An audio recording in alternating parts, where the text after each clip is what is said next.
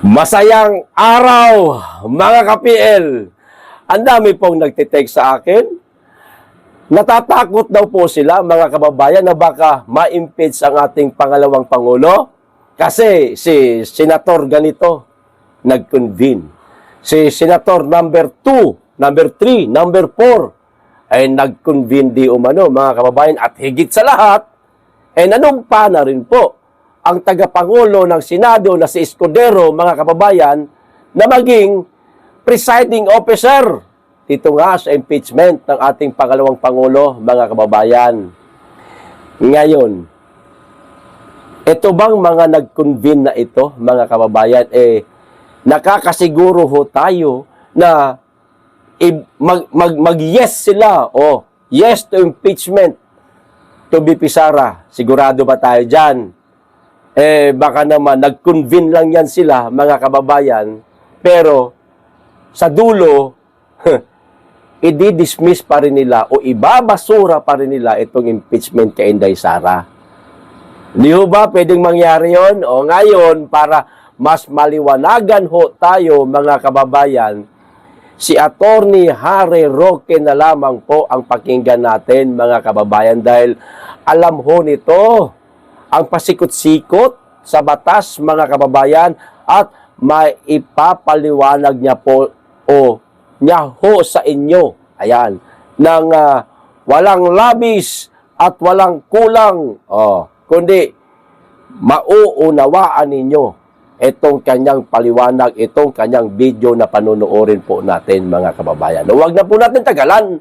O eto na ho, panoorin na po natin at unawain ho nating maigi, mga kababayan, ang mga sinasabi ni Attorney Harry Roque para hindi na po kayo kabaan na baka nga naman ma-impeach ang ating pangalawang Pangulo.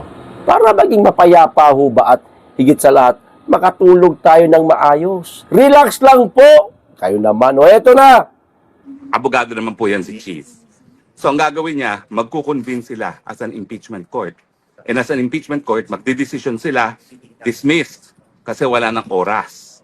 At saka magkakaroon na ng lack of jurisdiction kasi hindi nga po pwedeng mabuhay ang isang impeachment complaint doon sa susunod na Kongreso. Pwede bang question yan sa Korte Suprema? Hindi na. Kasi malinaw na malinaw ang probisyon ng saligang batas. The Senate of the Philippines shall be the sole judge in impeachment trials. At ang mangyayari dyan, pag sila nag-convene na as a Senate Impeachment Court, desisyon na yan ng impeachment court na ma-dismiss dahil lack of jurisdiction na nga, dahil ang ibig sabihin, dapat matapos nga ang paglilitis ng complaint na yan within the period or the term of the or on or before June 30, 2025 na imposible na. Naintindihan nyo po, mga kababayan. Nag-convene lang yan sila. Kasi kampante itong mga senador na sige, mag-convene na lang tayo. Sige, manumpa na lang tayo bilang presiding officer sa impeachment ng pangalawang Pangulo. Pero alam ho ng mga yan, mga kababayan, na lack of jurisdiction na po, mga kababayan, dahil patapos na itong 19th Congress Papasok na po tayo sa 20th Congress, mga kababayan, at hindi na po ito pwedeng dalhin doon sa 20th Congress, mga kababayan. Maliwanag ho ba? At maaari daw bang questionin ng Korte Suprema ang Senado dito sa impeachment o pag-dismiss, halimbawa, i-dismiss ng Senado ang impeachment kay Inday Sara, maaari daw ba? Hindi daw po. Kasi nga, tanging ang Senado lamang ang magiging korte nitong impeachment ng ating pangalawang Pangulo. Wala nang iba, mga kababayan. Kaya, sa mga umaasa na mai-impeach ang ating pangalawang Pangulo, pikat. Suntok sa buwan nga po na mapa-impeach ang pangalawang Pangulo. Yung gagawin ninyo na yan, alam nyo ho, lalo nyo nang ipapahamak si Dayunyor Bakit? hindi naman mananahimik si Inday sa Senado kung sakasakaling gumulong na itong impeachment trial nga. Yung sinabi niyang bloodbath, sa palagay ninyo, hindi matutuloy yun? Yung nakapaloob ho doon sa bloodbath na yon, marami ho yan. Marami ho pong nakapaloob doon sa sinabi niyang bloodbath na yan. At dahil nga marami, natural, marami rin po tayong malalaman na mga katiwalian, pagnanakaw at kung ano-ano pa na nangyayari sa ating gobyerno. Di ba gay, parang na boomerang lang ho sa kanila. Ang kagustuhan nilang i-impeach ang pangalawang pangulo, pero lalabas ang baho nila. O kaya, sa mga tunay na DDS, ayan, na natatakot na ma-impeach ang ating pangalawang pangulo, relax lang ho kayo, mga kababayan. Si Atty. Harry Roque, bihasa ho yan sa batas, mga kababayan. Pasikot-sikot sa usaping legal, alam ho niyan, mga kababayan.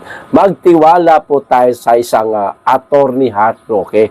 Hindi po katulad ng mga vlogger sa Netherlands, nasingit na naman, na binabastos pa itong magaling na attorney. Ayan.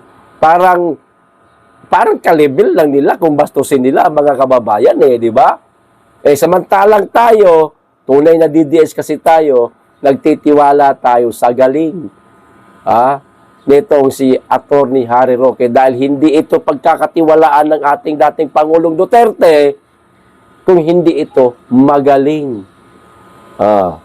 Kaya nga hindi siguro ito tinanggap bilang huwes sa ICC, bagamat siya ay membro o isa sa mga maaaring maging huwes sa ICC dahil nga matalino ito kaya nga hindi siya tinanggap dahil alam siguro nila na matatalo sila ni Atty. Harry Roque.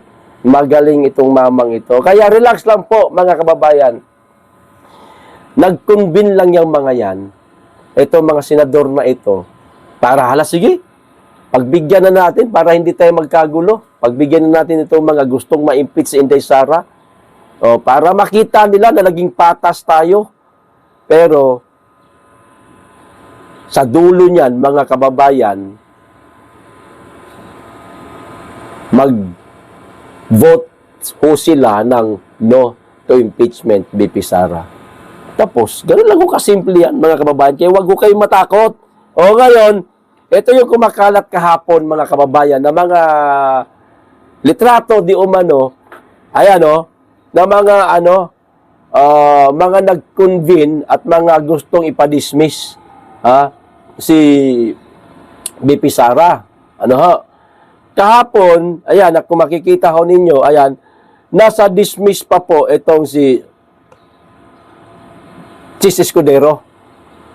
Kasama niya dyan si Robin Padilla, Bato, Aimee, Mig Zubiri at saka si Tolentino. Nasa dismiss pa siya. Pero ngayon, kahapon hapon na yata, gabi na, nanumpa na rin siya bilang presiding officer. Pero okay lang ho yan. Naipaliwanag na po yan kanina ni Atty. Harry Roque sa inyo. Ito naman po, yung nasa proceed, itong gustong ma-impeach talaga si Inday Sara, nandyan po si Pimentel, si tawag nito, Peter Cayetano, Bongo. Hindi na ganun tataka, Bongo.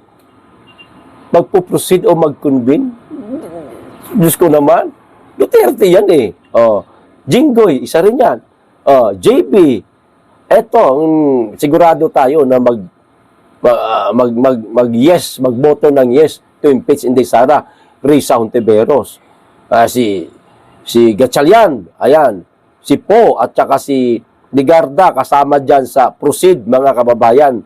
Ang mga silent naman, nandyan si Villar, anak niya, si Cayetano, si Binay, si Villanueva, Lapid, tsaka itong si Bong Revilla at si Tulfo. Ayan, nandyan sa silent na, silent ba? Undecided pa, ika nga. Ayan. nariyan sila. Pero kung aanalisahin po natin ito, mga senador na ito, mga kababayan, dito na lang ho tayo sa proceed na ito, mga kababayan, ha? Ipagpalagay natin, maidadagdag po dito sa gustong ma-impeach ang ating pangalawang Pangulo, itong si Pimentel. Ito yung mainit, mga kababayan. Gustong-gusto niya talagang ma-impeach si Inday Sara. O, idagdag na natin yan. Si Peter Cayetano, Duterte yan, Bongo, Jinggoy, JB, Duterte yan, maliban kay Risa. Ha? Oh. Hindi ko lang sigurado ito si Gatchalian, si Binay at saka si Ligarda. No? Mga kababayan. Pero, kung iisa-isahin ho natin ito sila, maaaring sumakit pa ho ulo natin. Mahaba-habang kwentuhan ito, mga kababayan. Pero doon po tayo maniwala sa sinabi ni Atty. Harry Roque, mga kababayan, na wala na ngang oras. Ilang araw na lang, patapos na po ang 19th Congress. Hindi po ito pwedeng dalhin sa 20th Congress. So, mamadaliin ho ito. Maging ang pagdesisyon kung ipa-impeach or hindi ang ating pangalawang Pangulo, mamadaliin din yan, mga kababayan, para malaman agad ng tao kung impeach na ba or hindi. Di ba? Mamadaliin yan kasi ang ikli na po ng oras talaga ng panahon. Hindi na pwedeng dalhin sa yan sa 20th Congress. So, mag-aantabay ho tayo. Kung ito bang sinabi ni Atty. Harry Roque, magiging suwak sa banga, ayan, mga kababayan. Pero ako, nananalig ako, mga kababayan, na hindi po mai-impeach ang ating pangalawang Pangulo. Ayos, so hanggang dito lang po. Maraming salamat. Mag-iingat kayo lagi at higit sa lahat, mahalin natin ang Pilipinas.